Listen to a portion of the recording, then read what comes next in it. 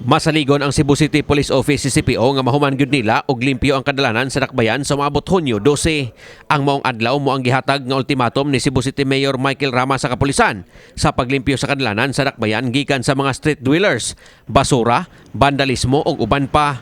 Matod ni Police Colonel Ireneo Dalugdog, ang direktor sa Cebu City Police Office CCPO, ngay nahinay na nga nalimpyuhan sa kapulisan ang kadalanan sa dakbayan, kauban ang mga sakop sa Prevention, Restoration, Operations, Beautification Enforcement Conprobe sa kagamhanan sa dakbayan sa Sugbo. Sud na sa pipila ka semana.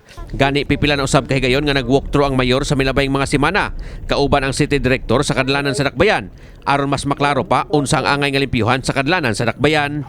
Ang tugkaran sa CCPO gipanghawanan usab sa mga sagbot o istruktura isip pagpakita sa publiko nga seryoso gyud ang kapulisan sa ilang kampanya sa paglimpyo sa mga sidewalk.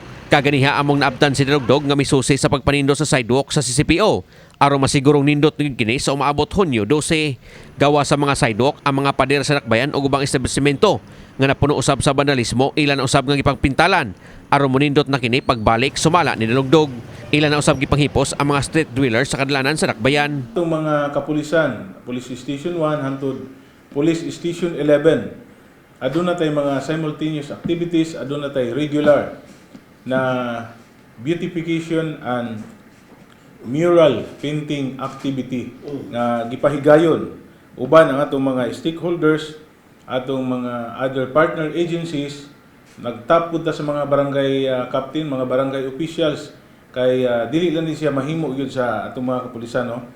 Gitap nato ang tanang sectors sa kuan diri sa siyudad sa Sugbo para lang gyud makatabang ta. In fact, ang kini nga ng mga kuan, mga business owner establishment, ato silang gi-convince na kadtong naay mga vandalism na sa ilahang area, sila na mismo ang magpintura. Samtang gibutyag ni Dalugdog nga subay sa pagpanglimpyo sa kadalanan sa dakbayan, moabot na sa siyam ka mga batanon ang ilang nasikop nga nalambigit sa paghugaw-hugaw sa mga pader o establishmento. Gipatawag na usab nila ang mga ginikanan sa mga dinakpan o gipasaad nga dili na usbon sa ilang anak ang susamang sa laod. Gihimug-atan ni Dalugdog nga sagad sa ilang mga dinakpan wa gyud mga rason sa ilang paghugaw-hugaw sa mga pader o establishmento sa dakbayan.